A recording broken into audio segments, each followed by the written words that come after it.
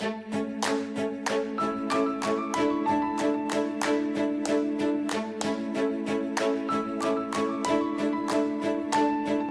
to the Liberating Joy in Learning podcast. I'm Robert Becksham, and today we're going to start a discussion of Mind Your Mindset, the science that shows success starts with your thinking, by Michael Hyatt and Megan Hyatt Miller. Now, this book is a little like the book we recently discussed by Norman Doidge, as it discusses how our brain works to help or hinder our learning. Now, as always, but particularly with this book that we'll spend a few podcasts on, there's a lot in this that can help us improve our learning, or just point out the points that are particularly interesting to us. Now, we haven't talked a lot about growing desires for a while. Remember, they are those first initial sparks within us that prompt us to seek learning and growth. Now, the authors of this book gave a good description of where they come from. They explain, our minds are geared to think about potentials and actuals. The gap between the two states and what we do about it provides the central drama of our lives. And without the gap, nothing happens. Growing desires come from our sense that we could potentially do more or be more. So, how do you recognize a growing desire? Well, the obvious one is a need or a pain. Like we want to get rid of that need or a pain. But those are the boring ones. I don't like those. For me, it's an interest or a possibility. Okay. Right. A few years ago, I asked the question about Tai Chi. I was like, that could be cool. And it was just, it was interesting to me. And so I just ended up doing a lot of research on it. It was just, it intrigued me. Right. So that's how. What about you? Yeah. Well, I like this thought. We potentially want to be more or do more. We sense that there's. I think we have this innate sense that we could be better than what we're doing right now. Right. Like with Tai Chi, I wanted to be like those people in China that were doing that. Like I wanted to be that. Right. I wanted that kind of movement, that sense of. So And I think even more basic. I think we all at certain points in our lives feel like, you know what? I've kind of plateaued. I'm kind of spinning my wheels. What am I missing? What can I do better? At least I would like to think that we think, okay, what can I do better? What can I do more or be more of? And then that's okay. You look at Tai Chi, look at musical instruments or service or something. We recognize that there's something that we're missing. Yeah. So what do you do with a growing desire after you recognize it? So then I'm looking for possible ways to reach it. Partly because I want to know if it's feasible. Right. So I asked people at work. I just started asking on Facebook just random things about Tai Chi. And I saw that, and then I tried out a couple of videos. If those videos had been lame, I would have stopped. I would have been like, no, this isn't what I really wanted. But I found videos that spoke to me. I found people that could share what they had learned.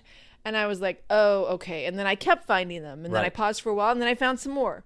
So, that's what I do with it. Yeah. And that's the same thing. Again, once I recognize, I ask the question, what am I missing? Or what can I do better? And then I start looking for those sources, whether it's online, whether it's, like I said, talking to people. You start investigating. You start asking questions. Yeah, to see if it's something you can keep pursuing. Right, exactly. Yeah. Joy in pursuing growing desires is often found by following the first starter principle. We make room for joy in learning by freely experimenting, exploring, and discovering more about what intrigues or inspires us. We all have an innate resistance to new thinking, however. Now, the authors explain that a simple way to overcome that resistance is to adopt an experimental mindset, which sees new ideas experimental rather than final. This requires the researcher to hold the idea lightly and avoid drawing firm conclusions until the experimentation is complete. They further go on and say the experimental mindset comes from a desire to discover, not to prove. Being relaxed and playful in your approach to a problem also aids subconscious thoughts. I love that idea that the experimental mindset comes from a desire to discover, not to prove. Right. Because if you're trying to prove something, then your mind is already made up. You're not learning anything. Exactly. You've shut your mind to any possible growth. Yeah. So how do you overcome a resistance to new thinking? By seeking growing desires. I'll just default to what we were just discussing, right? That I want to do or become something new. Right. And that helps me overcome that resistance to new thinking. Yeah, and for me, it's just simply wanting to discover. Right. Instead of, I go back to that statement, wanting from a desire to discover, not to prove. Right. If you have the desire to discover, then you're open to new things.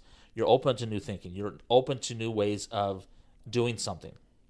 You're open to new ideas. You're open to trying something new. Yeah. So, I think that's the same thing. If how you overcome resistance to experimenting, it's the same. Yeah. Thought process. For me, I need to be okay with imperfections. Okay. If I want to be willing to experiment, so if I approach painting a wall with a sense of experimentation, I have to be okay with the fact that I'm gonna have some errors in that. Right. Unless I want to pay somebody, which typically I don't for that kind of thing. I have to be okay with the imperfections. I have to be okay with the messiness of it. And then giving myself more time with that. Like not having such a narrow, okay, I want to learn this, but I've only got this amount of time. Right. So experimentation needs time and forgiveness, and for those errors. Experimentation, you learn as much from failing in experimentation as you do from succeeding in experimentation. Right, and you have to be open to that. Exactly. And if you're not open to experimenting, then you're going to block out. You're going to see it as a failure if you don't succeed. You're not going to have the joy in not. experimenting if you are not willing to do it. Right. Okay, Hyatt and Miller also talk about experimenting as thinking creatively. They say to think creatively, we must be willing to ask the questions no one else is willing to ask, propose the idea others are too timid to voice, or take the actions that frighten others into passivity. That means pushing back on standard explanations, commonly accepted stories, or common sense interpretation of facts. Sometimes the way to spark a breakthrough is to dial your thinking all the way up to crazy, then pull it back a notch. So to spark your creativity, ask questions like these. What's the dumbest or craziest idea that might actually work? What would I do if I were someone else in this situation? What would have to be true for us to succeed? What would we do if anything were possible? What factors limit my choices? What if they didn't exist? What would I try if I weren't afraid of failing? So what challenges do you face when trying to think creatively? I think the biggest for me is that fear of not the fear of failure, but the fear of, is this going to work? And I deal with this a lot at work, because I have to, when we're coming up with a new concept, a new design for a new project, whether it's a monument or whatever, sometimes we put ourselves into a box and try to just do the same thing over and over again. And where you have to pull back, and I've got this thing on my wall that says, what's the big idea? And not asking the question, well, what's the big idea, idiot? It's, what's the big idea? What am I trying to do? And by pulling that back and being 30,000 feet looking down, then you'll be able to think a little bit more creatively. So that's one of the challenges that I have. Yeah. Thinking creatively. I just wrote down learning blockades and not wanting to learn. Right. So I'm not going to think creatively if I'm just not interested in learning. And there's times, right? Right. We get it. There's a lot of time we don't really care about learning, but we can, because it can be more joyful than we expect. Right. So which of these following questions that I just listed might help you the most? I think the big one for me is the last one. What would I try if I weren't afraid of failing? Oh, see, yeah, that's what I did. That's what I default to. It's like, okay, I mean, it's not that everybody has a little bit of fear of failing in them. I failed enough to know that it's okay. And it's wise too, right? Let's not be dumb. But that's, for me, that's the big thing. It's like, okay, if it doesn't work, who cares? Yeah. I need to try. Yeah, we need to get out of. If I wrote down, of course, the not being afraid of failing, but also, if the answer to that is how do I connect to God better, because I firmly believe that He wants us to learn, right? And so I'm not going to worry about failing so much. Maybe another question would be, what will God help you do, that you haven't thought of before?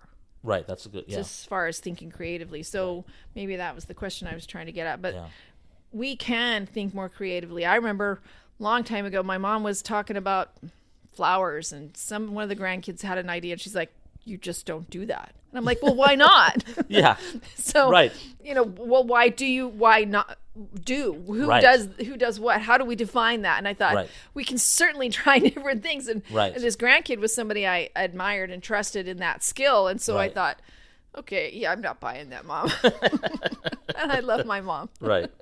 So anyway, thanks for joining us in this discussion of Michael Hyatt and Megan Hyatt Miller's book, Mind Your Mindset, and the principles in it that relate to growing desires and freely experimenting, exploring, and discovering.